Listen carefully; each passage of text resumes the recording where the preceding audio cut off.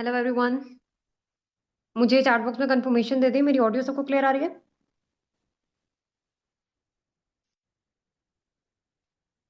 अच्छा, हम with in 2 minute start कर लेंगे, तो जल्दी से जाएं, अपने अपलाइन एंड डाउनलाइंस को लेकर आ जाएं। एंड कल की तरह ना डायमंड ग्रुप में एक मैसेज ड्रॉप कर दे कि मीटिंग स्टार्ट हो चुकी है।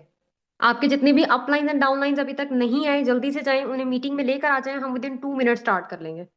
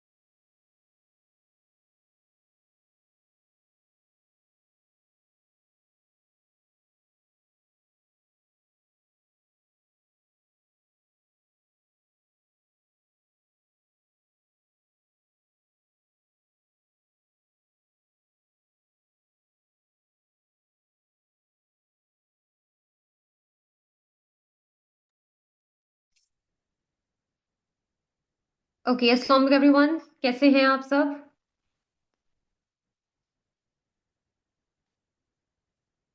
अच्छा, मुझे चैट बॉक्स में जल्दी जल्दी कंफर्मेशन दे दी, मेरी ऑडियो एंड वीडियो सबको क्लियर आ रही है? सबको मेरी ऑडियो एंड वीडियो क्लियर है? Okay okay. ओके, होपफुली ये सब के सब आ चुके होंगे। बाकी जो नहीं आए उन्होंने डेफिनेटली अपना बहुत बड़ा नुकसान किया है मीटिंग में ना आके या मीटिंग्स को अटेंड ना करके, क्योंकि अगर आपके लोगों के लिए ये नॉलेजेबल सेशंस लगाए जा रहे हैं तो डेफिनेटली इसमें आपका ही फायदा है। जिनको वॉइस नहीं आ रही वो प्लीज अपना नेटवर्क चेक करें, मेरी तरफ फॉलो किया। जिनकी तरफ कंटिन्यूसली सेम इशू चल रहा है वो अपना नेटवर्क चेक करें। फर्स्ट ऑफ ऑल तो डायमंड्स सारे के सारे अपना थोड़ा एक्साइटमेंट, थोड़ी एनर्जी शो करें। वी आर डायमंड क्लब, तो थोड़ी एनर्जी के साथ हम अपने सेशन को स्टार्ट करते हैं। तो जल्दी जल्दी चैट बॉक्स में ना थोड़ी सा अपनी एनर्जी शो कर दे कि हम कितने एक्साइटेड हैं आज के सेशन को अटेंड करने के लिए। एंड हम कितने एक्साइटेड होके पर्सनल मेंटोरशिप्स को अटेंड कर रहे हैं। हाँ जी, आग लगा दे चैट बॉक्स में। Okay okay okay, great.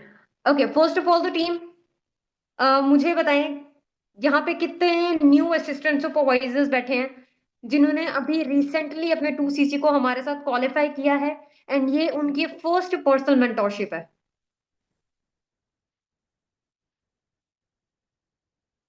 Okay, माशाल्लाह। काफी सारी टीम न्यू है, काफी सारे लोग हमारे साथ न्यू ज्वाइन कर रहे हैं। फर्स्ट ऑफ ऑल तो कंग्रेचुलेशन टू एवरीवन। एंड मैं आप लोगों को ना यहाँ पे गारंटी के साथ एक चीज इन स्टार्ट ही कह रही हूँ कि आपने अपनी लाइफ का अभी तक का बेस्ट डिसीजन लिया है इस कम्युनिटी को एंड इस कंपनी को स्टार्ट करके। अगर आप अपना हार्डवर्क करते हो, अगर आप अपना 200% इन्वेस्ट करते हो अपने ड्रीम्स के टूवर्ड्स, अपने फ्यूचर के टूवर्ड्स, तो डेफिनेटली आप अपने इस फैसले पे कभी भी रिग्रेट नहीं करोगे, क्योंकि यहाँ पे मिलता उसी को है जो मेहनत करता है। बिना मेहनत के कुछ भी नहीं मिलेगा, चाहे आप कहीं पे भी चले जाओ। ठीक है, सो स्टार्ट करते हैं अपने टॉपिक की तरफ। मेरे इंट्रोडक्शन सबको पता है, मुझे जानते हैं आप सब, या मैं इंट्रोडक्शन दे दूं? कौन कौन नहीं जानता मुझे? जो नहीं जानते वो टाइप 2 कर दें जल्दी से।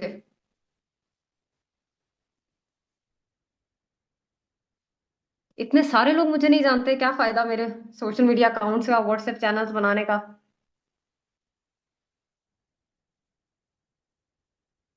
अच्छा, ऐसे लोग मैसेजेस कर रहे हैं जिनके साथ तो मेरी पर्सनल कम्युनिकेशन होती है। मैं आप लोगों को यहाँ पे अपना इंट्रोडक्शन दे देती हूँ, अपने सारे न्यू असिस्टेंट सुपरवाइजर्स को। Basically this side Nimra Fatima, and I have experience of almost more than 2 years in this platform, and I am the direct downline of sir Hasan Memon working at supervisor level. So topic की तरफ आते हैं। अपना time waste किए बिना, already हमने 10 minute late session को शुरू किया है, तो हम अपना मजीद टाइम नहीं वेस्ट करेंगे। आज का जो हमारा टॉपिक है वो बहुत ज्यादा वैल्यूएबल एंड बहुत ज्यादा इंपॉर्टेंट रहने वाला है, तो हम बिल्कुल भी अपना 1 मिनट भी मजीद वेस्ट नहीं करेंगे। मुझे चैट बॉक्स में बताएं, सबने पोस्टर पे सिर्फ मेरी पिक्चर देखी थी या टॉपिक भी देखा था? कौन कौन है जो टॉपिक भी देख के आया है मेरी पिक्चर के अलावा? Master the follow ups, okay. Topic भी देखा था, देखा था तो टाइप करे ना क्या टॉपिक था। देखा था तो टॉपिक टाइप करे। मैं कैसे मान लूं आपने टॉपिक देखा था?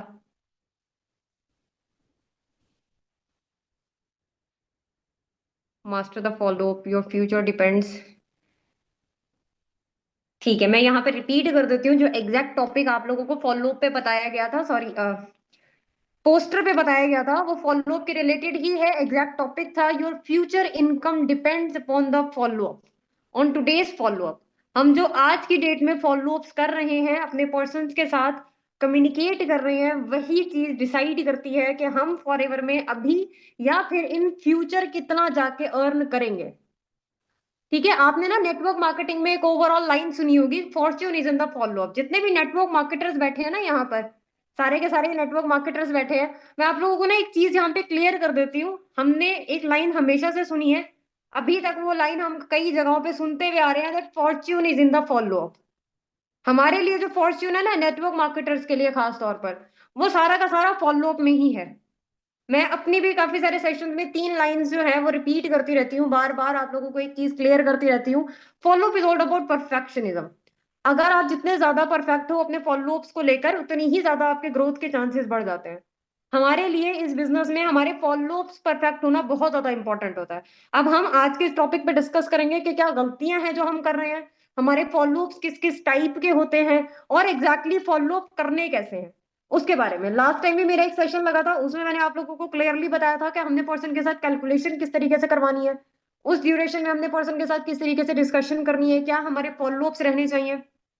आज के इस सेशन में हम डिस्कस करेंगे कि हमारे फॉलो अप्स एग्जैक्टली होते क्या हैं, क्या गलतियां हम कर रहे हैं, एंड क्या पॉइंट्स हमें मजीद इंक्लूड करने हैं अपने फॉलो अप्स को परफेक्ट बनाने के लिए। सबसे पहली चीज, ये क्या चीजें हैं जो हमारे फॉलो अप को नेटवर्क मार्केटिंग में बहुत ज्यादा इफेक्टिव बनाती हैं। एक चीज जो हम बहुत ज्यादा करते हैं, if you are a new assistant supervisor, तो एक गलती जो हम बहुत ज्यादा कर रहे होते हैं वो ये होती है कि हम फॉलो अप को अट्रैक्टिव बनाने की जगह बजाय सॉरी खुद को एक बैगर बना देते हैं पर्सन के सामने। ठीक है, हमने पर्सन के सामने एक बहुत ही ज्यादा ना प्लीज एटीट्यूड रखा हुआ होता है कि प्लीज हमारे साथ काम कर लो, प्लीज हमारी कॉल उठा लो, प्लीज हमारे मैसेजेस के रिप्लाई कर दो, प्लीज हमारी मीटिंग ना छोड़ के जाओ, प्लीज आप टाइमली मीटिंग को ज्वाइन कर लें। हमने इस तरीके से ना एक प्लीज एटीट्यूड पर्सन के सामने अपना रिप्रेजेंट करवा रखा होता है, जिसके बाद अगर हमारा प्रोस्पेक्ट हमारे साथ मीटिंग्स अटेंड कर भी रहा है, तो वो हमारी जात पर एक तरह से एहसान कर रहा होता है। ठीक है, जब हम उसके सामने एक बैगर दिखेंगे, तो जाहिर है कि वो हम पर एहसान ही करेगा। वैल्यू तो हमने अपनी वहीं पे खत्म कर दी जब हमने उसको फॉलो अप को एक तरह से रिप्रेजेंट किया था बैगिंग के वे में। हमने उसको गाइडिंग छोड़कर, हमने पर्सन को गाइड करने की बजाय खुद को एक बैगर बना दिया, हमने अपनी वैल्यू अपनी अथॉरिटी वहीं पे खत्म कर दी थी। तो सबसे पहली चीज जो हमारे, ऑलरेडी रिकॉर्डिंग हो रही है, ये जो भी रिकॉर्डिंग्स की रिक्वेस्ट भेज रहे हैं बार बार प्लीज नहीं करें। सो रिपीट कर देती हूँ मैं, तो follow up is all about, follow up is not about sorry bagging, it is all about guiding. हमने पर्सन को गाइड करना है, हमने पर्सन के सामने खुद को एज अ भिखारी रिप्रेजेंट नहीं करना। ठीक है, आई नो मैं थोड़ा हार्श वर्ड बोल रही हूँ, but this is the reality, कि हमने पर्सन के सामने अपनी अथॉरिटी एक बनानी है, हमने पर्सन को गाइड करना है। अगर हम पर्सन को गाइड मतलब हम पर्सन के फॉलो अप्स कर रहे हैं, हम पर्सन को गाइड कर रहे होते हैं, तो हमने पर्सन के सामने बिल्कुल भी प्लीज एटीट्यूड नहीं लेकर आना। ठीक है, तो ये पहली चीज है जो बहुत ज्यादा इफेक्टिव बनाएगी हमारे फॉलो अप्स को। सेकेंड चीज, we are doing network marketing, जिसको हम मैग्नेटिक मार्केटिंग या फिर अट्रैक्टिव मार्केटिंग बोलते हैं। हमने कहीं पे भी ये नहीं सीखा कि हमने च्युइंगम मार्केटिंग करनी है। क्या कभी आपके अपलाइंस ने आपको ये बोला है कि हमने यहाँ पे च्युइंगम मार्केटिंग करनी है, कैसे भी करो बस पर्सन खींच के लेकर आओ? क्या कभी भी आपके अपलाइंस ने, आपके सीनियर अपलाइंस ने, आपकी टीम के सीईओज ने कभी भी ऐसा कुछ बोला है आपको? नहीं बोला, क्योंकि हम भी जानते हैं कि हम लोग यहाँ पे मैग्नेटिक मार्केटिंग कर रहे हैं, ना कि च्युइंगम मार्केटिंग। क्या बस कुछ भी करो, पर्सन के पैर पड़ जाओ, बट पर्सन को लेकर आओ, ऐसा कहीं भी किसी ने भी नहीं बोला। जब भी बात हुई है हमेशा स्किल्स की हुई है कि स्किल्स को इंप्रूव करो अच्छे से ताकि गाइड कर पाओ। ठीक है, तो हम यहाँ पे हमने यहाँ पे च्युइंगम मार्केटिंग नहीं कर रही। एंड थर्ड पॉइंट वही है कि अपने इस प्लीज एटीट्यूड को हमने रिमूव करना है। अगर हम ये तीन चीजें भी कर लेते हैं तो हमारे फॉलोअप्स को अट्रैक्टिव बनने से कोई नहीं रोक सकता। मैं अगेन वही चीज कहूंगी, जिनके अब तरफ आवाज नहीं आ रही प्लीज अपने नेटवर्क चेक करें। अब सेकंड पॉइंट पे आते हैं कि फॉलोअप इंपॉर्टेंट क्यों होता है। अभी मैंने स्टार्टिंग में आप लोगों को एक लाइन बोली है, फॉलोअप इज ऑल अबाउट। याद है किसी को, या 2 मिनट पहले की चीज भूल गए? Follow up is all about what? Exactly. ठीक है। एंड एक और लाइन भी बोली थी मैंने, Fortune is in the follow up. Fortune is in the follow up, ये एक और लाइन भी मैंने बोली थी। तो हमारा फॉलोअप इंपॉर्टेंट क्यों है? क्योंकि हमें जितने भी रिजल्ट्स आने हैं इन फ्यूचर, या वट एवर, हमारे 2cc दिखा देने के बाद हमारे पर्सन की क्लोजिंग कॉल पे वो सारे के सारे आने हैं जो हमने पर्सन के साथ डे 1 से लेके डे 4 5 जब तक भी कम्युनिकेशन किए उसके बेसिस पे। ऐसा नहीं होगा कि हमने पर्सन को डे 1 दिखाया, 2cc दिखाया, फिर हम कॉल पे लेकर आ गए और हमें क्लोजिंग ना हमारी हो जाएगी, फौरन से हमें बिलिंग मिल जाएगी। ऐसा नहीं होने वाला। हमारे फॉलो 80% सेल्स या वट एवर 80% जो हमारे पास टारगेट्स हमारे पूरे होते हैं, वो सिर्फ इसी वजह से होते हैं अगर हम पर्सन के साथ minimum to minimum 3 to 5 follow ups कर रहे हैं during training. When I started this business, मुझे मेरे अपलाइन ने कोर्स दिया था, आप सबके पास भी वो कोर्सेज होंगे, जिसमें एक लाइन है कि आपके पर्सन के डे 1 से लेके क्लोजिंग कॉल तक कम से कम भी आपकी आपके पर्सन के साथ 4 दफा डिस्कशन होना बहुत ज्यादा जरूरी है। ऐसा है आपके कोर्सेज में जो आप लोगों को आपके अपलाइंस की तरफ से प्रोवाइड किए गए हैं कि कम से कम भी 4 दफा डिस्कशन होना बहुत ज्यादा जरूरी है। मैंने बहुत सारे लोगों को देखा है कि हम क्या करते हैं, हमने पर्सन को डे 1 दिखाया, उसके बाद फॉर एग्जाम्पल हम ही बिजी हो गए, हमने पर्सन को टाइम ही नहीं दिया।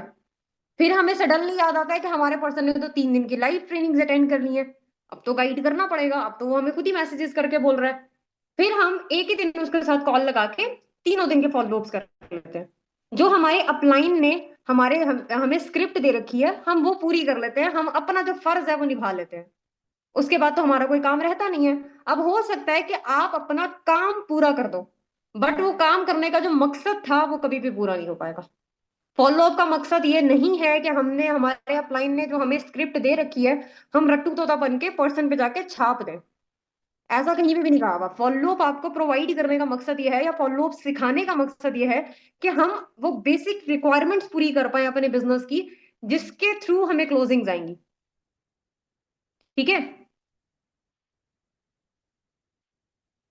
हाँ। देखो यहाँ पे मैम ने बोला है कि मैं पर्सन की ट्रेनिंग की डिले कर देती हूँ जब तक फॉलोअप नहीं होगा। अगर आपको पर्सन नहीं आ रहा फॉलोअप कॉल पे तो आप कर दो डिले।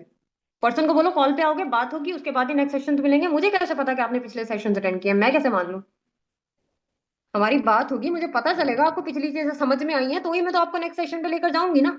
ऐसे तो नहीं मैं आपको सारे सेशंस प्रोवाइड कर सकती साथ साथ। मुझे अच्छे से अंदाजा होगा कि आप एक्टिवली अटेंटिवली अपनी जो ट्रेनिंग्स है वो अटेंड कर रहे हो, उसके बाद ही मैं आपको नेक्स्ट सेशन पे लेके जाऊंगी। जो लोग कहते हैं कि वॉइस पे कर लो, तो मैं अगेन वही चीज कहूंगी। अच्छा, मैं इन ऑब्जेक्शंस के भी आपको आंसर्स दूंगी। अब यहाँ पे आंसर देने लगी थी तो कंप्लीट करती हूँ, इसके बाद जितने भी ऑब्जेक्शंस आएंगे उनके आंसर्स मैं आपको इंशाल्लाह लास्ट में दूंगी। मैंने अभी आप लोगों को यहाँ पे स्टार्टिंग में कहा है कि आप अथॉरिटी रखते हो। ठीक है। अगर आपने पर्सन के सामने अपनी एक वैल्यू, अपनी एक इमेज एंड अपनी एक अथॉरिटी जो है ना, अथॉरिटी सॉरी, मेंटेन कर रखी है, पर्सन आपकी सारी बातें मानेगा। आप उसे रात को 12 बजे की कॉल का भी बोलोगे वो मानेगा। अगर आपने उसके सामने एक प्लीज एटीट्यूड रखा हुआ है तो वो नहीं मानेगा। ठीक है। तो अथॉरिटी मेंटेन करना बहुत ज्यादा इंपॉर्टेंट है अगर आप पर्सन से अपनी बातें मनवाना चाहते हो तो। अच्छा, मैंने अभी कहा है कि ऑब्जेक्शंस के आंसर मैं बाद में दूंगी। तो फॉलोअप क्यों इंपॉर्टेंट है? क्योंकि हमारी 80% सेल्स उससे आती हैं। अगर आपके 3 से 5 दफा अपने पर्सन के साथ, प्रोस्पेक्ट के साथ फॉलोअप हो रखा है तो वही चांसेस हैं कि वो क्लोज होगा। ठीक है। 80% तभी चांसेस बनेंगे, अदरवाइज कोई चांसेस नहीं है। आप डे 1 दिखा के 2cc दिखा के और इमेजिन करो कि भाई क्लोजिंग आ जाएगी, नहीं होगी। सेकेंडली, हम मैंने जो चीजें कोर्सेज में सीखी हैं वो यही है कि कम से कम भी 4 दफा कम्युनिकेट करना बहुत ज्यादा इंपॉर्टेंट है। ज्यादा दफा कर रहे हो और अच्छी बात है, बट एक कम से कम भी 4 दफा आपके पर्सन के साथ आपकी कम्युनिकेशन होना बिफोर 2cc बहुत ज्यादा इंपॉर्टेंट है।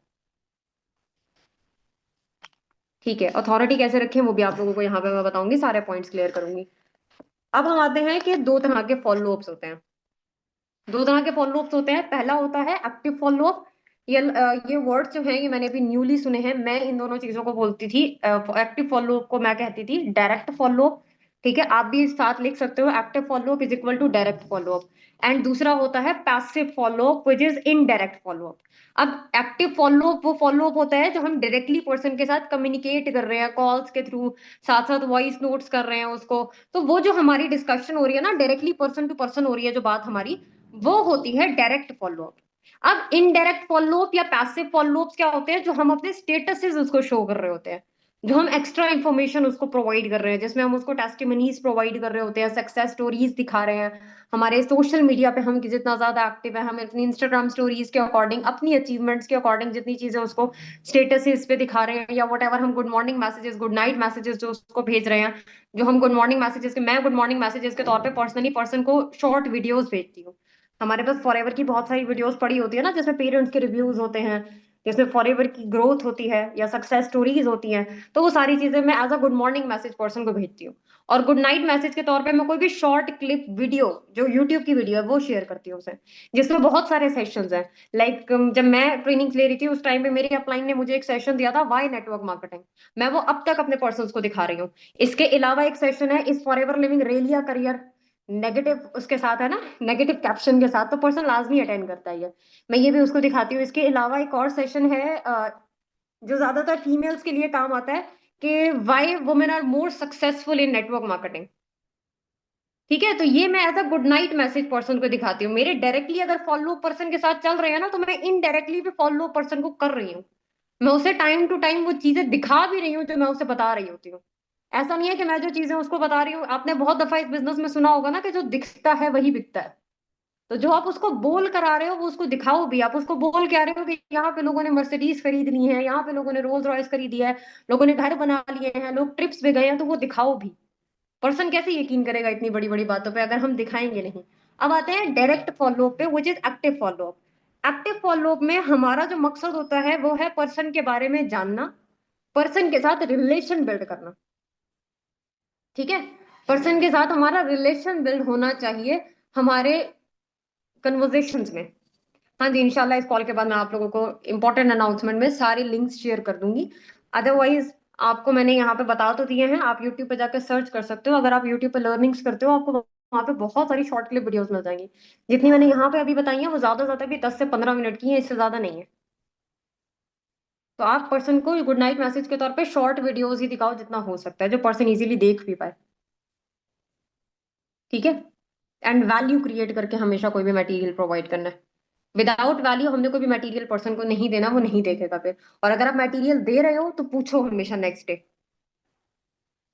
ठीक है, ताकि आपको भी पता हो कि वाकई आपका दिया हुआ मटेरियल वेस्ट नहीं जा रहा, पर्सन आपका अटेंड कर रहा है वो मटेरियल। अब आते हैं दोबारा डायरेक्ट फॉलोअप की तरफ, जो कि एक्टिव फॉलोअप था हमारा। एक्टिव फॉलोअप में क्योंकि हम पर्सन से बात कर रहे होते हैं डायरेक्टली, हमारे कॉल पे बात हो रही होती है, ठीक है, हम पर्सन के साथ डायरेक्टली कम्युनिकेट कर रहे हैं, तो उसमें जो पहली चीज बहुत ज्यादा मैटर करती है वो है कि हमने पर्सन के बारे में जानना है, हमने रिलेशन बिल्डिंग करनी है। हमारी पर्सन के साथ नीड आइडेंटिफाई पर्सन की हमारे पास होनी चाहिए। हमें पता होना चाहिए कि पर्सन को एग्जैक्टली उसकी लाइफ में चाहिए क्या।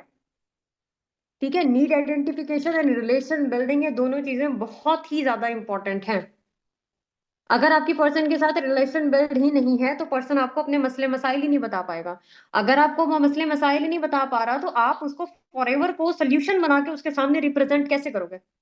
हमारा मोटिव तो यही है ना कि हमने उसको दिखाना है कि फॉरएवर उसके मसले मसाइल कैसे सॉल्व करके दे सकता है। अब अगर हमने रिलेशन बिल्डिंग पे काम ही नहीं किया, हमने बस उसी रट्टू तोते पे काम किया जो हमारे अपलाइन ने हमें स्क्रिप्ट दी थी, हमने बस वही रट्टू तोता बन के उसके सामने पेस्ट कर दिए, तो पर्सन हमें अपने रिलेशन बिल्डिंग हमारी हो ही नहीं पाएगी, पर्सन हमें अपने मसले मसाले बता ही नहीं पाएगा, और हमसे फिर एट द एंड क्या होगा, क्लोजिंग नहीं होगी, क्योंकि क्लोजिंग तो सारी इमोशनल बेसिस पे होती है। ठीक है, तो the first thing which is really very important कि हमने पर्सन के साथ रिलेशन बिल्ड करनी है। दूसरा पॉइंट जो मैंने यहाँ पे बोला कि जानना है। अच्छा, अब जानने में क्या है, सब कुछ जानो। मैं ना आप लोगों को यहाँ पे एक चीज बताती हूँ। काफी टाइम पहले मेरी एक डायमंड क्लब के ही एक लीडर से बात हुई थी, एंड उन्होंने मुझे एक चीज बताई थी कि मैं अपने प्रोस्पेक्ट के बारे में सब कुछ जान लेता हूँ। मुझे ये भी पता होता है कि मेरे प्रोस्पेक्ट के घर में कमरे कितने हैं, मुझे ये भी पता होता है कि मेरे प्रोस्पेक्ट के पेरेंट्स क्या करते हैं, मुझे ये भी पता होता है कि उसके साथ मसले मसाइल क्या चल रहे हैं, मुझे ये भी पता होता है कि मेरे प्रोस्पेक्ट को खाने में क्या पसंद है। मैंने जिस जब उस टाइम पे उन लीडर से ये बात सुनी, मैं टू बी ऑनेस्ट आप लोगों को बताती हूँ, मैं ये काम नहीं कर रही थी। सर इर्तजा से लाइन सुनी थी। ठीक है। मेरी सर इर्तजा के साथ डिस्कशन हुई थी। एंड मुझे सर इर्तजा ने ये चीज बोली थी। एंड मैं पर्सनली उस टाइम पे यही गलतियां कर रही थी, मुझे फॉलोअप्स में इश्यूज आ रहे थे। इसी वजह से मैंने, एंड ये काफी पुरानी बात है। ठीक है। बट उस टाइम पे मुझे मेरी गलती का रियलाइज हुआ, मुझे रियलाइज हुआ कि मेरी अपलाइन ने जो मुझे स्क्रिप्ट दे रखी है, मैं बस वही इस्तेमाल कर रही हूँ, मैं उसमें कुछ अपडेट नहीं कर रही। और टाइम टू टाइम आपके पर्सन के साथ आपकी रिलेशन बिल्डिंग बहुत ज्यादा इंपॉर्टेंट है। अगर हमें हमारे पर्सन के बारे में पता ही नहीं है, अगेन वही बात कहूंगी, तो हम क्लोजिंग कैसे करेंगे? हमने तो उसको सोल्यूशंस देने हैं ना, सोल्यूशंस देने के लिए प्रॉब्लम्स जानना जरूरी है। तो जब हम प्रॉब्लम्स ही नहीं जानेंगे तो सोल्यूशंस कैसे देंगे? और जेन्युइनली उसके बारे में सब कुछ जानो। ऐसा नहीं होना चाहिए कि मैं यहाँ पे बोल के जा रही हूँ तो आपको याद आए एक टाइम पे कि मिस निम्रा ने एक सेशन में बोल दिया था प्रोस्पेक्ट के बारे में सब कुछ जानना है, तो आप उसे पहली कॉल पे तो पूछ लोगे कि क्या काम करते हो, क्या पढ़ाई करते हो, कितने साल के हो आप, आपके पेरेंट्स क्या करते हैं। उसके बाद आप भूल जाओ। उसके बाद हमें लास्ट कॉल तक आते आते याद ही ना हो, 4 कन्वर्जेशन, 4 से 5 कन्वर्जेशन हमारी मिनिमम हमारे पर्सन के साथ हो रही हैं। हम भी इंसान है, अगर हम नेटवर्क मार्केटर हैं डजेंट मीन कि हम इंसान नहीं है, हम रोबोट्स हैं, हम भी इंसान है। ठीक है, हमें भी चीजें भूल सकती हैं। तो आपने क्या करना है, आपको जो भी पर्सन आपका बता रहा है अपने बारे में, आपने जेन्युइनली वो चीजें सुननी है और वो चीजें नोट करते जानी है अपने पास। आपने मेजोरिटी ना मेरी स्टोरीज पे स्टिकी नोट्स देखे होंगे। मैं जब अपने पर्सन की ट्रेनिंग कर रही होती हूँ ना, मेरे हर पर्सन के नाम के साथ ना एक स्टिकी नोट बना हुआ होता है। एंड मैं कैलकुलेशन ऑफ लाइफ में पर्सन के बारे में सब कुछ जान लेती हूँ, उससे पहले भी 50% ऑफ नॉलेज मैं उसके बारे में ले चुकी होती हूँ। मुझे उसकी ओवरव्यू थोड़ा सा मेरा मेरे पास होता है उसका, but still calculation of life में हमें ज्यादा पर्सन के बारे में पता चलता है। तो जितनी भी एक्स्ट्रा इन्फॉर्मेशन मुझे पर्सन के बारे में मिलती है ना, वो सारी की सारी मैं लिख लेती हूँ। और टाइम टू टाइम पर जितनी इन्फॉर्मेशन मिलती जाती है वो सारी मैं लिखती जाती हूँ, इवन एग्जैक्ट वर्डिंग के साथ, कि उसको एग्जैक्टली exactly अपनी लाइफ में क्या चाहिए। एंड मे भी आप लोग भी ऐसा करते हो। वीडियो कॉल की अभी मैंने बात नहीं की, मैं इस पॉइंट पे भी आऊंगी, ऑडियो कॉल की बात करेंगे अभी मैं, कि हमारे पर्सन के साथ जो फॉलोअप्स हो रहे हैं उसमें पर्सन हमें अपने बारे में बता रहा होता है। एंड उसमें हमें पता चलता है कि एग्जैक्टली पर्सन क्या करता है, पेरेंट्स क्या करते हैं, घर में पैसा कितना आ रहा है, और उसमें उसकी फाइनेंशियल नीड्स पूरी हो रही है, उसके खुद के ड्रीम्स क्या है, जो कुछ भी वो बोल रहा है वो लिखते जाओ। आपको याद होनी चाहिए, आपके नेक्स्ट फॉलोअप्स में बहुत ज्यादा काम आएंगे ये। नहीं, सारे फॉलोअप्स में वीडियो कॉल्स पे नहीं करते। सारे के सारे फॉलोअप्स बिल्कुल भी वीडियो कॉल पे नहीं होते, बट हाँ एक फॉलोअप मेरा मस्ट होता है। एक पैरेंटल कॉल और दूसरा एक फॉलोअप मार्केटिंग प्लान का। ये दो फॉलोअप्स में है वो मैं वीडियो कॉल पे करती हूँ। आप कोई भी करना चाहो कर सकते हो। ठीक है, बट मेरी पेरेंटल कॉल वीडियो कॉल पे होती है, और दूसरी मार्केटिंग प्लान का जो फॉलोअप है वो वीडियो कॉल पे होता है। पेरेंटल कॉल आप कभी भी कर सकते हो जब आपको लगता है कि आपके पर्सन के साथ आपका बॉन्ड बहुत अच्छे से बन चुका है, पेरेंट्स के साथ बॉन्ड बनना बहुत इंपॉर्टेंट है, कभी भी कर लो फिर। जरूरी थोड़ी है कि कोई टाइम लाइन होती है। आप पेरेंटल कॉल कभी भी कर सकते हो, कोई टाइमलाइन नहीं होती। मैं अगर आप लोगों को सीरियसली बताऊं तो मैं इस तरीके से करती हूँ, मैं पर्सन को 3 दिन की ट्रेनिंग देती हूँ।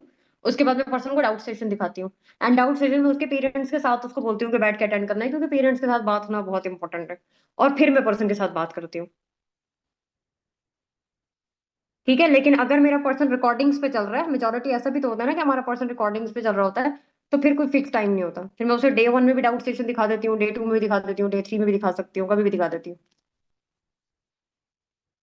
हाँ, बिफोर टेस्ट। बिफोर टेस्ट बात कर लो, ज्यादा इजी रहता है। आफ्टर टेस्ट भी करते हो ऐसा कोई मसला नहीं है, बट अगर बिफोर टेस्ट कर लेते हो तो वो काफी अच्छा रहता है। उसके रिजल्ट्स काफी अच्छे आते हैं, क्योंकि फिर वहां पे आप अपने उसके पेरेंट्स को भी थोड़ा सा आइडिया दे देते हो 2 CC का। ठीक है, पेरेंट्स को आपके बारे में पता होता है, फिर आपके पास ना 2 से 3 मजीद कॉल्स भी होती हैं पर्सन के साथ। बिफोर टेस्ट आपने पेरेंट्स के साथ कॉल कर रही, उसके बाद आपके जब टेस्टिंग कॉल होगी पर्सन के साथ, आप वहां पे थोड़ा सा पर्सन को बोल देना कि आंटी को मेरा सलाम देना, या अंकल को मेरा सलाम देना। एक दफा ये इनडायरेक्ट फॉलोअप आपका उसके पेरेंट्स के साथ दोबारा हो गया। एक दफा आपने उसके पेरेंट्स के साथ डायरेक्ट फॉलोअप कर लिया, बीच बीच में आंटी के अंकल को सलाम भेजते रहो। ठीक है। एक दो दफा आपका जिक्र होगा, आंटी और अंकल को आप याद रहोगे। अच्छा, अभी ऑब्जेक्शन हैंडलिंग का सेशन नहीं है तो इस चीज का आंसर भी मैं नहीं दूंगी, वरना बहुत कॉल लंबी, सेशन लंबा चला जाएगा। लास्ट में अगर हमारे पास टाइम होगा तो ये जो क्वेश्चन है आपका ये आप रिपीट कर लीजिएगा, मैं दोबारा आपको बता दूंगी। अब आते हैं हम अपनी मिस्टेक्स की तरफ। सर क्या रिपीट करना है?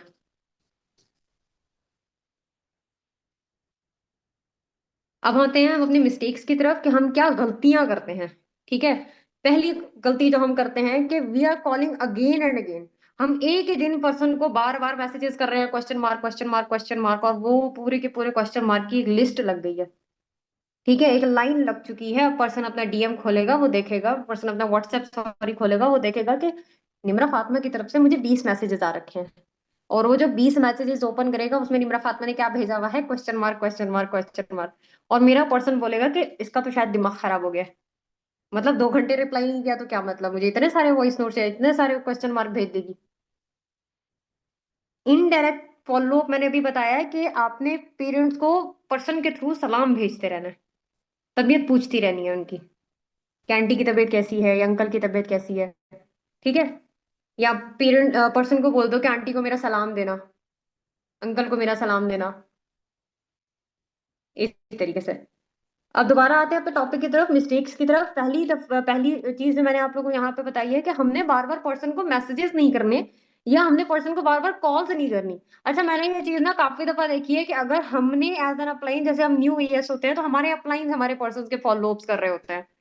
तो अगर हमारे अपलाइन ने हमें मैसेज टाइम दे रखा है और हमारा पर्सन हमें रिप्लाई नहीं कर रहा, तो हम क्या करते हैं, हम उसे 10 कॉल्स कर देंगे, हम उसके पीछे पड़ जाएंगे कि भाई अब तो तुमने कॉल पे आना ही आना है, जीने मरने का सवाल हो गया। ऐसा नहीं होता। देखो, अगर हमारे घर में मसले मसाइल आ सकते हैं, पर्सन के घर में भी तो आ सकते हैं ना। हम भी काफी दफा बिजी होते हैं, पर्सन भी हो सकता है। जरूरी थोड़ी है। और अगर फॉर एग्जाम्पल वो आपको जानबूझ के रिप्लाई नहीं कर रहा, तो इसका सिंपल सा मतलब है ना कि हमने वो वैल्यू नहीं बनाई अपनी, जिसकी वजह से वो हमें जानबूझ के रिप्लाई नहीं कर रहा। तो पर्सन के पीछे पड़ने से बेहतर है कि या तो उसकी सिचुएशन को अंडरस्टैंड करें या फिर वेट करें। एंड अगर पर्सन आपके साथ परमानेंटली अपना रिलेशन पूरा खत्म करके जा चुका है तो अपनी स्किल्स पे काम करें। ठीक है, सिंपल सी चीज है कि हमने पर्सन के पीछे नहीं पड़ना, हमने डेस्परेट या पुशी साउंड नहीं करना पर्सन के सामने। हमने अगेन वही चीज कहूंगी कि एक अथॉरिटी बिल्ड करनी है। हमने पर्सन के सामने अपनी वैल्यू क्रिएट करनी है। ठीक है। डेस्परेट नहीं हो जाना कि पर्सन रिप्लाई नहीं किया, पता नहीं क्या होगा, और उसके पीछे पड़ जाओ कि भाई कॉल पे आ जा, कॉल पे आ जा। एग्जैक्टली, अपनी रेपुटेशन बिल्ड करनी है हमने। एंड थर्ड, हमने उससे ये नहीं पूछना कि आपने क्या डिसाइड किया है। ना ही हमने वैल्यू क्रिएट करने का बेस्ट तरीका, आप उसे ये चीज इन्फॉर्म करो। वैल्यू क्रिएट करने के डिफरेंट तरीके होते हैं। पहली चीज तो आपका कॉन्फिडेंस बहुत ज्यादा मैटर करता है वैल्यू क्रिएट करने के लिए। दूसरी चीज, आपके टाइम की वैल्यू बहुत मैटर करती है। आपने हर टाइम पर्सन के लिए अवेलेबल नहीं रहना। ठीक है, बट डजंट मीन कि आप उसे 6 6 12 12 घंटे बाद रिप्लाई कर रहे हो। आपने वहां पे वैल्यू क्रिएट करनी है, उसको अपना काम दिखाते रहना है कि वो आपके पास अकेला इंसान नहीं है जिसके साथ आप फॉलो अप कर रहे हो या डिस्कशन कर रहे हो। आपके पास एक सिस्टम है, आप एक नेटवर्क को लेके चल रहे हो, आपके पास एक प्रॉपर टीम है। आपकी जितनी भी कॉल्स चल रही हैं, मैंने ये चीज अपने अपलाइन से ही सीखी थी कि आपकी जितनी भी कॉल्स चल रही हैं आप उनको स्टेटस इस पे लगाओ। आपके पर्सन को भी पता होना चाहिए ना कि वो आपके पास एक अकेला पर्सन नहीं है जिसको आप गाइड कर रहे हो। एंड आपका एक्टिव होना आपके सोशल मीडिया पे एंड आपके स्टेटस इस पे बहुत ज्यादा इंपॉर्टेंट है। अगर आप अपने सोशल मीडिया पे एक्टिव हो वहां पे भी, एंड आपकी एक अच्छी खासी ऑडियंस जा रही है, ऑडियंस भी मेंटेन करने पे काम करें। काफी सारे लीडर्स आके ये चीज बोल के जाते हैं कि ऑडियंस मेंटेन करें, अपनी सोशल मीडिया पे काम करें। वहां से भी आपकी वैल्यू बनती है। अगर आप किसी हजारों फॉलोअर्स वाले पर्सन को देख रहे हो तो आपकी वैल्यू तो ऑटोमेटिकली आपके नजरों में उसकी वैल्यू बनती है ना। तो जब आपका प्रोस्पेक्ट आपके अकाउंट्स, आपके सोशल मीडिया अकाउंट से आपके टीम्स को विजिट करता है तो आपकी भी वैल्यू बनती है। ठीक है, अब आते हैं नेक्स्ट पॉइंट की तरफ कि हमने पर्सन को बहुत सारी इंफॉर्मेशन एट अ टाइम नहीं देनी। हमने पर्सन को बहुत ज्यादा इंफॉर्मेशन एट अ टाइम नहीं देनी, ना ही किसी चीज को ओवर शेयर कर रहे हैं। कभी वो चीज डिस्कस ना करें जो आपको नहीं पता पूरी तरह से। फॉर एग्जाम्पल, आपको नहीं पता कि ग्लोबल रैली या कार प्लान कितने सीसीज पर क्वालिफाई होता है, and आप बस खुद से बोले जा रहे हो कि क्या पता तुक्का लग जाए कोई। एंड बाद में आपके पर्सन को कहीं से भी पता चलता है कि भाई मेरे अपलाइन ने जो मुझे इन्फॉर्मेशन दी थी वो तो डिफरेंट थी, यहाँ पे जो इन्फॉर्मेशन मिल रही है वो तो और ज्यादा डिफरेंट है। तो क्या होगा कि आपके प्रोस्पेक्ट के पे आपकी जो वैल्यू है ना वो खराब होगी। तो हमने कोई भी चीज ओवर शेयर नहीं करनी, और दूसरी चीज, हमने कोई भी एक्स्ट्रा इन्फॉर्मेशन या बहुत ज्यादा information at a once person के साथ शेयर नहीं करनी। पहली कॉल है, डेमो प्रेजेंटेशन का फॉलो अप कर रहे हैं और पर्सन को सब कुछ बता रहे हैं। पहली कॉल पे पर्सन ने बोल दिया कि भाई मैंने फॉरएवर को मैं जानता हूँ, एंड मैं फॉरएवर के साथ नहीं कर सकता काम, क्यों? क्योंकि मुझे 2CC के बारे में पता है। हम उसकी क्लोजिंग करने बैठ जाते हैं। तो इतने ज्यादा इंफॉर्मेशन प्रोवाइड करने की नीड नहीं है। जो बेसिक इंफॉर्मेशन आपको लग रहा है कि 3 से 5 मिनट या वॉट एवर, अगर आप फॉलो अप कर रहे हो, तो 8 से 12 मिनट में जितनी बेसिक इंफॉर्मेशन आप प्रोवाइड कर सकते हो आप उतनी करो, काफी है। ठीक है। हम उसे 40-40 मिनट डेमो प्रेजेंटेशन के फॉलो अप में दे रहे हैं, और डेमो प्रेजेंटेशन के फॉलो अप में उसे 2CC प्लान तक की सारी चीजें समझा रहे हैं। उसका माइंड सेट हम पहली कॉल पे बनाना शुरू कर रहे हैं, तो वहां पे पर्सन आपसे बोर हो जाएगा। मतलब पता चले कि 25 मिनट का सेशन है, 40 मिनट का फॉलो अप है, तो पर्सन वहां पे बोर ही होगा ना, हमारी बात थोड़ी सुनेगा फिर वो। तो हमने ओवर शेयर नहीं करना। देखो, follow up is all, like all about value. ठीक है, it is not about pressure, कि हम पर्सन पे प्रेशर डाल के ना सारी चीजें कर रहे हैं। एंड डे वन का फॉलो अप, मेजोरिटी लोगों ने पूछा था कि हमारा डेमो प्रेजेंटेशन का ना फॉलो अप कितने मिनट का होना चाहिए। मैं आप लोगों को रेकमेंड करूंगी कि मिनिमम टू मिनिमम भी 8 से 12 मिनट का होना चाहिए। मेरा मेजोरिटी 8 से 12 मिनट का होता है। अगर मेरा पर्सन बोलने वाला है 12 मिनट का होगा, नहीं है ज्यादा बोलने वाला 8 मिनट का होगा। अगर पर्सन बोलता है कि फॉरएवर के बारे में वो जानता है, मैं अगेन वही कहूंगी, ऑब्जेक्शन हैंडलिंग का सेशन नहीं है अल्लाह के बंदो, टॉपिक से रिलेटेड डिस्कशन कर लेना। बट स्टिल थोड़ा सा बता देती हूँ। अगर पर्सन कहता है कि फॉरएवर को वो जानता है, पूछो क्या जानता है, कितना जानता है। काफी सारे लोग फॉरएवर को जो स्टार्ट से जानते होते हैं, उसकी प्रोफाइल प्रोडक्ट प्लान पता होता है। काफी सारे तो ऐसे भी लोग होते हैं जिन्होंने डे वन का सेशन देखा होता है, फॉरएवर का पता चला होता है, पता चलता है इनरोलमेंट पे करनी है तो भाग जाते हैं। ठीक है, तो वहां पे पहले पता करें ना कि कितना जानता है, उसके अकॉर्डिंग फिर आप उससे सवाल करें। सिंपल। अब आते हैं नेक्स्ट पॉइंट पे कि व्हाट इज फॉलो अप।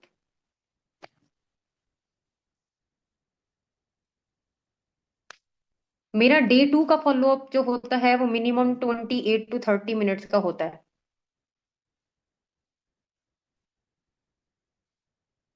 मेरे ड्यूरिंग ट्रेनिंग जो फॉलो अप है वो कम से कम भी आधे आधे घंटे के हैं। ये आपको इंशाल्लाह हमारी लीडर बताएंगे जब ऑब्जेक्शन हैंडलिंग का सेशन लगेगा। ठीक है, अभी हम अपने टॉपिक पे रहेंगे। नेक्स्ट हमारा जो पॉइंट है वो है व्हाट इज फॉलो अप। देखो, फॉलो अप में जो मेन चीज बहुत ज्यादा इंपॉर्टेंट है ना, जो फॉलो अप को एग्जैक्टली फॉलो अप बनाती है, वो है रिमाइंडिंग हिम और हर द वैल्यू। आपके प्लेटफॉर्म की, आपकी अपॉर्चुनिटी की, आपके अपलाइंस की, आपकी खुद की क्या वैल्यू है, उसको वो चीजें रिमाइंड करवाते रहो। ठीक है, आपने पहले दिन बोल दिया कि भाई मैं बहुत बिजी होता हूँ, उसके बाद आपने उसको वो चीज रिमाइंड करवाते रहनी है। आपने अपने टाइम की वैल्यू क्रिएट करते रहनी है। हम डे वन पे तो बड़ा उस पे हाइप क्रिएट करके उसको बोलते हैं ना कि मैंने जो टाइम आपको दे रखा है वो मैं और किसी को नहीं दूंगा, और जो आपको नहीं दे रहा टाइम, तो ऑब्वियस सी बात है मैं और पर्सन को दूंगा या दूंगी। ठीक है, और डे टू पे ये चीज रिपीट नहीं करते, फिर यही होता है, पर्सन डे वन के फॉलो पे आता है, डे टू पे आता नहीं है, या डे थ्री पे नहीं आता, या लास्ट तक नहीं पहुंचता। तो हमने ये चीज अपने टाइम की वैल्यू या बाकी जितनी भी चीजें हैं सबकी वैल्यू टाइम टू टाइम उसको रिमाइंड करवाती रहनी है।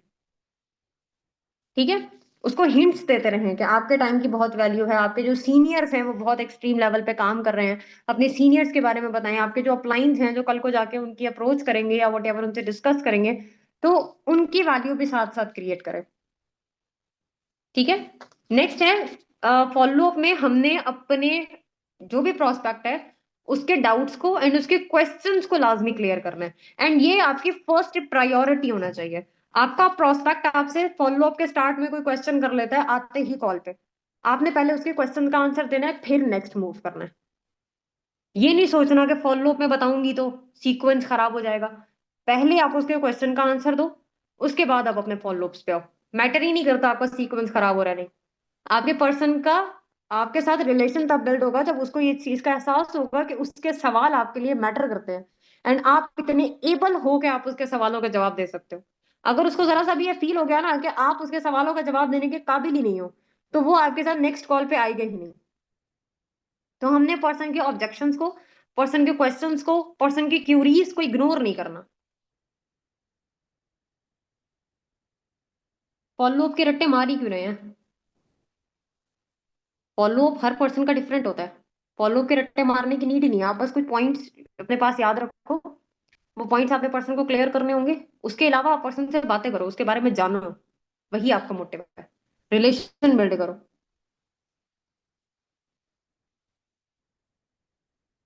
मैम डे वन से तो आपका पर्सन अमाउंट पूछना नहीं शुरू कर देता होगा ना, जब आप उसको आइडिया देंगी तब वो आपको आपसे अमाउंट पूछेगा, अगर उसको फॉरएवर के बारे में नहीं पता तो। ठीक है। सो फर्स्ट पॉइंट था कि हमने पर्सन को वैल्यू रिमाइंड करवानी है, सेकंड पॉइंट था कि हमने उसके सारे क्वेश्चन सारी क्यूरीज को पहले सॉल्व करना है। वो जब भी सवाल कर रहा है, आपने उनके क्वेश्चन उनकी क्यूरीज को उसी टाइम पे सॉल्व करना है। ठीक है। थर्ड पॉइंट है कि हमने उनको हेल्प करना है उनके किसी भी यहाँ पे डिसीजन को कॉन्फिडेंटली लेने में। फॉर एग्जाम्पल, वो आपके साथ अगर 2cc कर रहा है तो वो डर डर के 2cc ना करे। आपने उसको उसके डिसीजन पे कॉन्फिडेंट करना है, आपने उसको हेल्प करना है कि वो अपने डिसीजन को यहाँ पे कॉन्फिडेंटली ले पाए।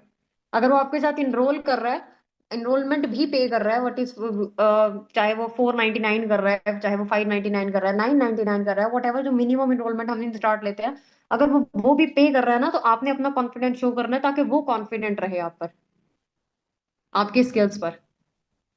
ठीक है। तो थर्ड पॉइंट हमारे पास ये है कि हमने पर्सन को हेल्प करना है उसके डिसीजंस को कॉन्फिडेंटली यहाँ पर लेने में।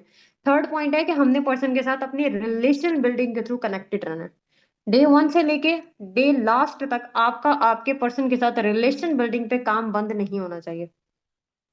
हमारे पर्सन की क्लोजिंग ना डे वन से शुरू हो जाती है। ठीक है। डायरेक्टली 2cc पे वो आपको डायरेक्टली जज करके आपके साथ 2cc नहीं करेगा। वो देखेगा कि मेरे अपलाइन ने डे वन से लेके लास्ट डेट तक 2cc तक मेरे साथ किस तरह का रिस्पॉन्स अपना शो किया, ये किस तरह का मुझे मेरे साथ बिहेव किया है, उसके बाद ही वो आपके साथ अपने 2cc को क्वालिफाई करेगा। तो हमने डे वन से लेके 2cc तक, इवन 2cc के बाद भी अपने पर्सन के साथ रिलेशन बिल्डिंग के थ्रू कनेक्टेड रहना है। ठीक है। और इवन फॉलोअप का ना एक बहुत ही गोल्डन रूल है, बहुत ही इंपॉर्टेंट रहेगी जो चीज, वो ये, नेक्स्ट दिन आने से पहले आप पर्सन के साथ अपनी कॉल डिसाइड कर लो। ये चीज सुनने में बहुत अभी छोटी सी लग रही है, बट ये चीज बहुत ज्यादा इफेक्ट करेगी। और ऐसा नहीं कि डे वन पे डिसाइड कर लिया, हर दिन डिसाइड करो। जब जब फॉलोअप आप एंड करो, उससे पूछो कि कल इसी टाइम पे डिस्कशन होगी या ये टाइमिंग रख लें। एंड हमेशा उसको ऑप्शंस देने हैं हमने, ऐसा नहीं है कि कल आप किस टाइम पे फ्री हो किस टाइम पे बात करें। हमेशा हमने पर्सन को ऑप्शंस देने हैं। अब आपको डे वन के बाद ऑलमोस्ट उसके स्केड्यूल पता चल जाता है। ठीक है। पहले आप उससे स्केड्यूल पूछो, अच्छा मुझे बताओ फातिमा आपका दिन का स्केड्यूल क्या रहता है। अब आपको पता चल गया उसका दिन का क्या स्केड्यूल रहता है, ये भी आपने मैप कर लिया कि वो किस किस टाइम पे फ्री होती है।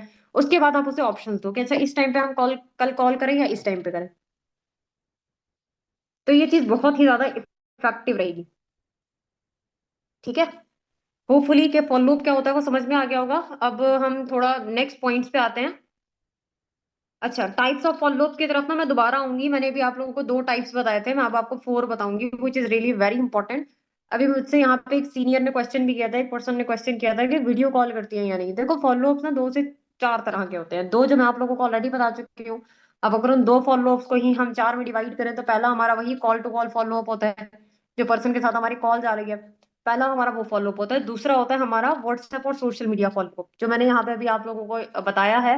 Indirect follow, passive follow up, जो बताया कि हमारे स्टेटस से इसके थ्रू पर्सन कनेक्ट रहेगा, हमने उसे जो एक्स्ट्रा इन्फॉर्मेशन देनी है उसके थ्रू वो हमारे साथ कनेक्ट रहेगा। तो वो चीज भी बहुत इंपॉर्टेंट है। Third which is really very important is zoom follow up. आपका एक दफा, मिनिमम टू मिनिमम एक दफा, आपके प्रोस्पेक्ट के साथ वीडियो कॉल पे इंटरेक्शन होना बहुत ज्यादा इंपॉर्टेंट है। अगर आपके अंदर कॉन्फिडेंस नहीं है तो ले आओ इससे पहले कि टाइम बहुत आगे बढ़ जाए। ठीक है। फिर क्या होता है कि जब हमारी नेटवर्क मार्केटिंग में हमें दिखता है ना कि इसके बिना तो रिजल्ट ही नहीं आ रहे, तो फिर हम वो चेंजेस लाना शुरू करते हैं। और फिर हम पछताते रहते हैं कि अगर यही चेंजेस हम आज से 6 महीने पहले या एक साल पहले ले आए होते तो शायद रिजल्ट डिफरेंट होते। तो अगर आप में कॉन्फिडेंस नहीं है अभी वीडियो कॉल पे आने का, तो ले आए कॉन्फिडेंस। एक वीडियो कॉल खराब होगी, दो होगी, तीन होंगी, 10 हो जाएंगी, ज्यादा ज्यादा 11वीं में ठीक हो जाओगे। ठीक है। और प्रैक्टिस से ही इंसान बेटर होता है। तो ये डर अपने दिल से निकाल दें कि प्रोस्पेक्ट वेस्ट हो जाएगा, कोई बात नहीं, एक जाएगा 10 आएंगे। आपको अपने स्किल्स पे काम करना है। Be growth oriented. Result oriented जब तक रहोगे तब तक ये खौफ रहेगा दिल में कि पर्सन चला गया तो क्या। जिस दिन आप ग्रोथ ओरिएंटेड हो गए उस दिन हमेशा ये चीज जहन में रहेगी कि अब नया क्या करूं। उस दिन ये चीज निकल जाएगी दिल से कि प्रोस्पेक्ट चला गया तो क्या होगा। हर दिन ये सोचते रहोगे कि कुछ नया मिल जाए, कुछ क्रिएटिव मिल जाए, कुछ और नई चीज आए तो वो इम्प्लीमेंट करूं। तो एक जूम टू जूम कॉल अपने पर्सन के साथ लाजमी करनी है, वीडियो कॉल होनी चाहिए। एंड लास्ट, जो मेजोरिटी लोगों को पता ही नहीं होती, is third party. Third party किस किस को पता है यहाँ पर? टाइप टू कर दें जल्दी से। टू टाइप कर दें जिस जिसको पता है। और जिसको नहीं पता ना, वो जीरो टाइप कर दे। कोई आपका मजाक नहीं उड़ा रहा, कोई बात नहीं, मैं यहाँ पे सिखाने ही आई हूँ।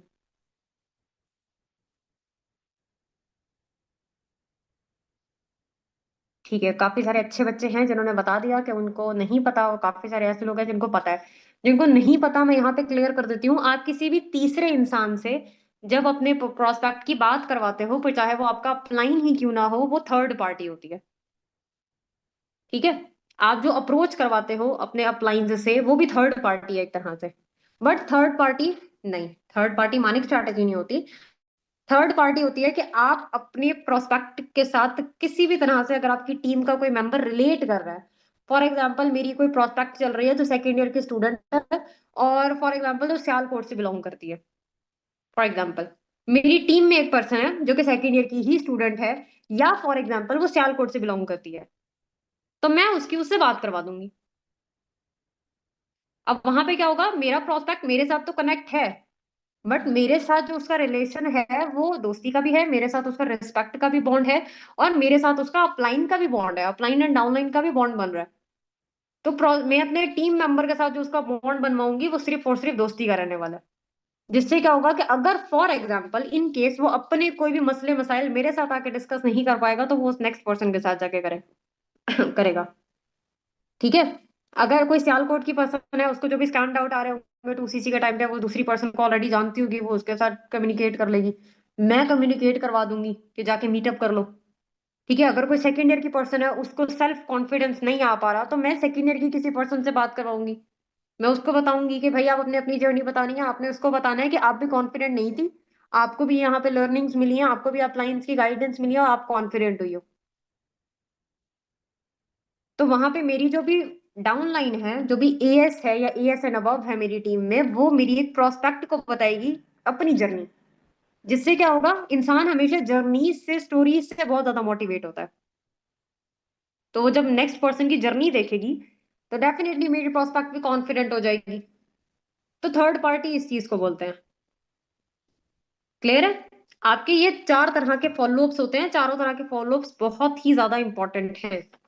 अगर आप ये चारों फॉलोअप्स कर लेते हो ना अपने पर्सन के साथ एक ट्रेनिंग में, तो आपके पर्सन को क्लोज होने से ना कोई नहीं रोक सकता। ठीक है। अब यहाँ पे मैंने आप लोगों को एक चीज बताई थी कि हमने पर्सन को ना फॉलोअप्स के दरमियान में कुछ एक्स्ट्रा चीजें भी दिखानी है। एक्स्ट्रा चीजों में क्या क्या दिखाना है वो भी थोड़ा सा यहाँ पे बता देती हूँ। अभी मैंने बताया सक्सेस स्टोरीज दिखानी है। दूसरा, प्रोडक्ट के रिजल्ट्स दिखाने हैं। मेजोरिटी लोगों को टू सीसी के बाद ये डाउट आता है कि यही प्रोडक्ट तो हम मार्केट से खरीद लें। उन्हें फॉरएवर के प्रोडक्ट्स की वैल्यू का अंदाजा ही नहीं होता। तो हमने उसे प्रोडक्ट के रिजल्ट्स दिखाने हैं।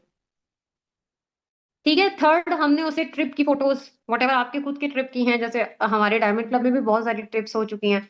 आपके खुद की अगर कोई ट्रिप की फोटोज हैं, वीडियोज हैं, या आपकी जो फॉरएवर में जो हमारे पास ट्रिप्स होती हैं, उसकी कोई फोटोज वीडियोज आपके पास पड़ी हैं, आप वो दिखाओ। आपकी अगर कहीं पे कोई स्टेज पे रिकॉग्निशन हुई हुई है, मेरे पास ना मेरी एक वीडियो है, एक से दो वीडियोज है। मैं वो एक से दो वीडियोज अपनी हर प्रोस्पेक्ट के साथ यूज करती हूँ। एक तो मेजोरिटी आप लोगों ने भी देखी होगी, जिसमें मुझे फॉरएवर की तरफ से ही वो सुपरवाइजर की सिल्वर पिन मिली है। दूसरा, एक और वीडियो है मेरी स्टेज रिकॉग्निशन वाली, जो अभी रिसेंटली हमारा सक्सेस डे हुआ था, उस पे स्टेज पे जो हमें बुलाया गया था, वहां पे जो हमारी थोड़ी बहुत क्लिप्स बन गई। ठीक है। मैं वो अपने हर प्रोस्पेक्ट को दिखाती हूँ। प्रोडक्ट के रिजल्ट्स के लिए ना, मैं मिस समरा की वीडियोस कुछ मेरे पास पड़ी हैं, वो यूज करती हूँ। मैं इंशाल्लाह इस कॉल के बाद आपको शेयर कर, इस सेशन के बाद शेयर कर दूंगी। ठीक है। आप देख लेना। कुछ स्टेटस इस पे मैं लगाती हूँ, एंड कुछ मैं मैम समरा की वीडियोस दिखाती हूँ। ठीक है। Last, recognition. अगर आपकी खुद की रिकॉग्निशन हो रखी है, वेल एंड गुड। अदरवाइज आप जिस अपलाइन को आगे लेकर जाने वाले हो, आपकी जो टीम के इस वक्त सीईओ है सरहसान मेमन, आप उनकी रिकॉग्निशन कर सकते हो, आप उनकी जो भी अचीवमेंट्स है वो दिखा सकते हो। और एक चीज जो बहुत ज्यादा इंपॉर्टेंट है कि अपने प्रोस्पेक्ट्स को अपने टीम ग्रुप्स में, वट एवर आपके टीम के सोशल मीडिया अकाउंट्स हैं, जैसे डायमंड ग्रुप का पहले सोशल मीडिया अकाउंट चल रहा था, अभी कुछ इश्यूज की वजह से वो नहीं चल रहा, उसकी जगह पे हम एक व्हाट्सएप चैनल चला रहे हैं, उनमें कनेक्टेड रखो। वहां पे अचीवमेंट्स आती रहती हैं। आपका प्रोस्पेक्ट जितनी ज्यादा चीजों के साथ कनेक्ट रहेगा उतना ही ज्यादा बेटर रहेगा। अपकमिंग असिस्टेंट सुपरवाइजर के नाम से एक कम्युनिटी बन रखी है जो आफ्टर 2 CC पर्सन को जिसमें ऐड किया जाता है। पेंडिंग्स के लिए जो कम्युनिटी बनाई गई है, मेजोरिटी लोग अपने पेंडिंग्स को उसमें ऐड ही नहीं करते। 2 CC दिखाती है, अप्रोच करवा लिया, अभी तक ऐड ही नहीं किया।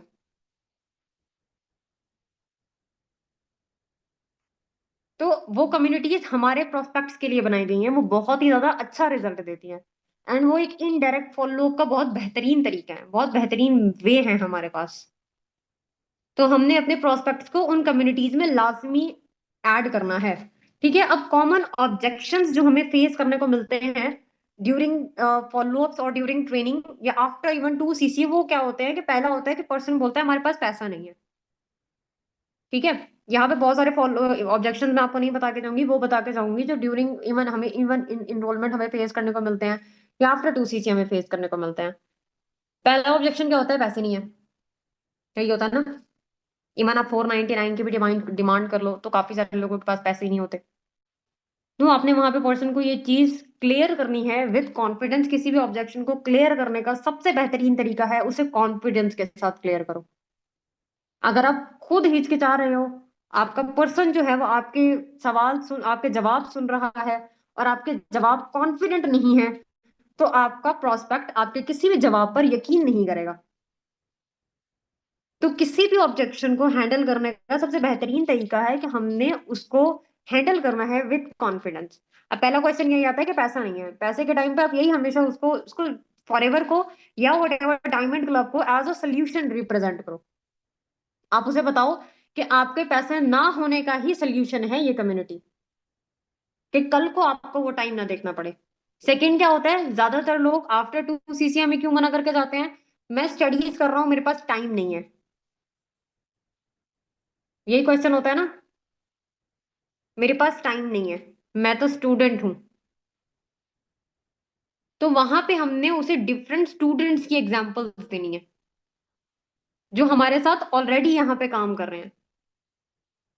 ठीक है, मेरा अगर कोई प्रोस्पेक्ट मेरे साथ आके ये वाला क्वेश्चन करता है कि मैं तो एक स्टूडेंट हूँ, मेरे पास तो पैसा नहीं है। तो मैंने कराची ट्रिप पे ना एक लीडर की एक रील देखी थी, वीडियो देखी थी। ठीक है, तो मैं उन्हीं लीडर की लाइन यूज करती हूँ कि देखो एज अ स्टूडेंट, आप भी जानते हो मैं भी जानती हूँ कि वी बोथ आर स्टूडेंट्स, हम स्टडीज के दरमियान में सिर्फ स्टडीज नहीं करते। ठीक है, अब आप बताओ, आप एक स्टूडेंट हो, 24 घंटे पढ़ाई करते हो क्या? ऑब्वियसली नहीं। आप स्टूडेंट होने के साथ साथ एनिमीज भी देखते होगे, कार्टून्स भी देखते होगे, मूवीज भी देखते होगे, ड्रामास भी देखते होगे, दोस्तों के साथ घूमने फिरने भी जाते होगे, जाते हो ना?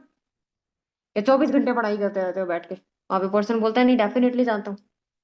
तो मैं उसे यही कहती हूँ कि ये जो टाइम आप वेस्ट कर रहे हो ना सीरियल्स देखने में, ड्रामास देखने में, स्क्रॉलिंग करने में, या एक्स्ट्रा सोल है जो सो जाने में, वही टाइम आपने यहाँ पे देना है। स्टडीज पे तो कॉम्प्रोमाइज करने की जरूरत ही नहीं है। स्टडीज अपनी जगह पे है, काम अपनी जगह पे है। ठीक है, थर्ड पॉइंट पर्सन का क्या होता है? अच्छा, ये वाला पॉइंट ना हमें समझ ही नहीं आता कि हमने इसको हैंडल कैसे करना है। मैं सोच के बताऊंगा।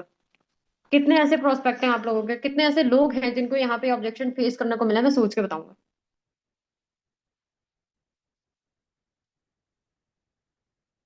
और हमें यही नहीं पता होता, हम वहां पे पर्सन को बोलते हैं कि अच्छा चलो ठीक है, पेरेंट्स से बात कर लेना, फिर मुझे बता देना। ऐसे ही करते हैं हम, हमें पता ही नहीं होता कैसे पर्सन के ऑब्जेक्शन को। यहाँ पे तो पर्सन ने कोई ऑब्जेक्शन ही नहीं किया, यहाँ पे तो पर्सन ने कुछ पूछा ही नहीं। जो हमें सिखाया गया था उसमें तो कुछ पर्सन ने पूछा ही नहीं, तो अब हम जवाब कैसे थे? यहाँ पे हमने पर्सन से एग्जैक्टली पूछना होता है कि उसको क्या सोचने के लिए टाइम चाहिए। जैसे सर अशरफ ने यहाँ पे बताया है कि हमने पर्सन से पूछना है डायरेक्टली कि आपको एग्जैक्टली क्या सोचने के लिए टाइम चाहिए, हम यहाँ पे क्लियर कर लेते हैं। ठीक है, जब आप उससे सवाल करोगे वो आपको जवाब देगा, फिर जब वो जवाब देगा तो आपको पता चलेगा कि इसका एग्जैक्ट इशू क्या है, एंड आपके पास डेफिनेटली उस इशू का सोल्यूशन होगा। तो हमने उस तरीके से पर्सन के ऑब्जेक्शन को हैंडल करना है। देखो, फॉलो अप की साइकोलॉजी क्या होती है, हमारे पर्सन में क्या डर होते हैं कि उनमें फियर ऑफ चेंज होता है, उनको नहीं, उनको अच्छा नहीं लगता। हमें भी काफी सारी ऐसी चीजें अपनी लाइफ में जो चेंज होती हुई अच्छी नहीं लगती। हमें भी काफी चीजों में चेंजेस पसंद नहीं है। ठीक है, तो हमारे प्रोस्पेक्ट भी काफी सारे ऐसे होते हैं जिनको चेंजेस अपनी लाइफ में पसंद नहीं होते। उन्हें लगता है काम करने लगूंगा तो पता नहीं लाइफ कैसे हो जाएगी। ठीक है, दूसरा, रिस्क का भी डर होता है कि कर तो लूं बट ऐसा हो गया वैसा हो गया तो क्या होगा। और तीसरा डर क्या होता है? सोसाइटी का, लोग क्या कहेंगे, पेरेंट्स क्या कहेंगे, बहन भाई क्या कहेंगे, कजन्स क्या कहेंगे। ठीक है, जजमेंट का डर होता है बहुत ज्यादा, सोसाइटी का बहुत डर होता है। और हमारा क्या काम है कि हमने बिलीफ को ज्यादा बढ़ाना है, हमने बिलीफ को इंक्रीज करना है और डर को कम करना है पर्सन में। एंड वो कब हो पाएगा? जब हम उसके साथ प्रॉपर फॉलो अप्स कर रहे हैं। क्लियर है टीम? अच्छा, मुझे यहाँ पे ना, वैसे तो सेशन हमारा ऑलमोस्ट एंड ही होने लगा है, मुझे बताएं कोई बोर तो नहीं हो रहा?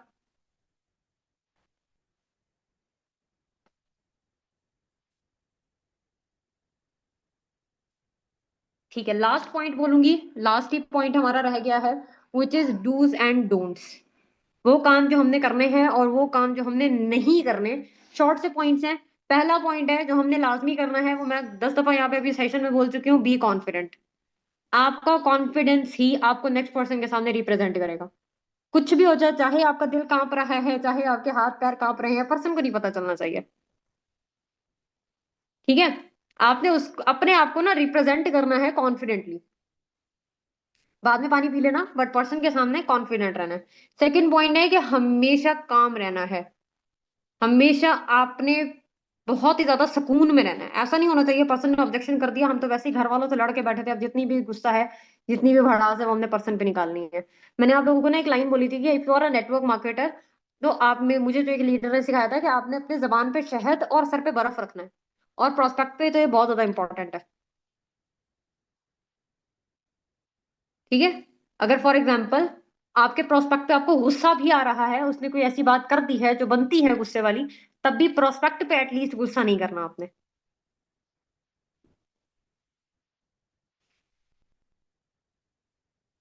ठीक है, थर्ड पॉइंट हमारे पास आता है कि रिस्पेक्टफुल रहना है पर्सन के साथ। अगर आप पर्सन को रिस्पेक्ट दोगे तो आप रिस्पेक्ट लोगे, अगर आप उसके साथ बदतमीजी करोगे तो जाहिर है प्रोस्पेक्ट भी हमारे साथ बदतमीजी करेगा। ठीक है, तो ये थर्ड पॉइंट था। फोर्थ पॉइंट है कि हमने कंसिस्टेंट रहना है अपने फॉलो अप्स में। अगेन वही चीज कहूंगी, पहले दिन फॉलो अप करके आखिरी दिन जाके ले रहे हो, क्लोज होने के चांसेस आपके हाथ से जा चुके हैं ऑलरेडी। आखिरी दिन भी फॉलो अप करने की नीड नहीं है। आखिरी दिन भी छोड़ दो फिर, वो आखिरी दिन की कॉल पे मेहनत फिर क्यों कर रहे हैं? कंसिस्टेंट रहना है, डेली बेसिस पे फॉलो अप करने हैं आपके पर्सन के साथ आपने। अब आते हैं डोंट्स, जो हमने नहीं करना। अभी वही चीज बोली, आर्ग्यू नहीं करना, बहस नहीं करनी पर्सन के साथ। अगर वो कोई ऑब्जेक्शन कर रहा है, हमने उसको क्लियर करना है, बहस पे नहीं उतराना। अगर वो बोल रहा है पैसे नहीं है, बहस पे नहीं आ जाना, हमने उसको ऑब्जेक्शन को हैंडल करना है, आर्ग्यू नहीं करना। सेकंड पॉइंट है कि अगेन वही चीज कि हमने अपना प्लीज एटीट्यूड नहीं दिखाना, बेग नहीं करना पर्सन के सामने।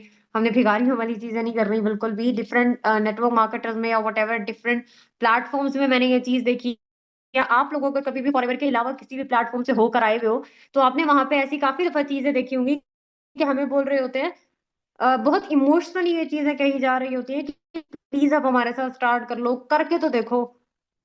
ठीक है, मैं आप मेरी बहन की तरह हूँ, मैं आपको अपना वास्ता देता हूँ वगैरह वगैरह, के नहीं होगा यहाँ पे ऐसा कुछ भी।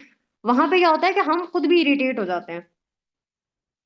ठीक है, तो हमने इस तरह का पर्सन के सामने बिल्कुल भी प्लीज एटीट्यूड नहीं दिखाना कि भाई प्लीज आप हमारे साथ स्टार्ट कर लो, कुछ भी हो जाए स्टार्ट कर लो, आपके पैर पड़ता हूँ स्टार्ट कर लो, ऐसा कुछ भी नहीं करना हमने। थर्ड पॉइंट है कि हमने पर्सन को चेज नहीं करना, उसको छोड़ देना है कि वो डिसाइड करे उसको क्या करना है। ठीक है, उसके पीछे पीछे मत भागते रहो, उसको भी थोड़ा सा कॉन्फिडेंट रखो। नो डाउट उसके प्रॉब्लम्स के सोल्यूशन हमने देने हैं, बट डजंट मीन कि हमने उसके पैर ही पड़ जाना है कि भाई अब हम तुम्हें चिपके में हैं, जब आंसर हो जाए तो हम बैठे हैं, हमें बता देना।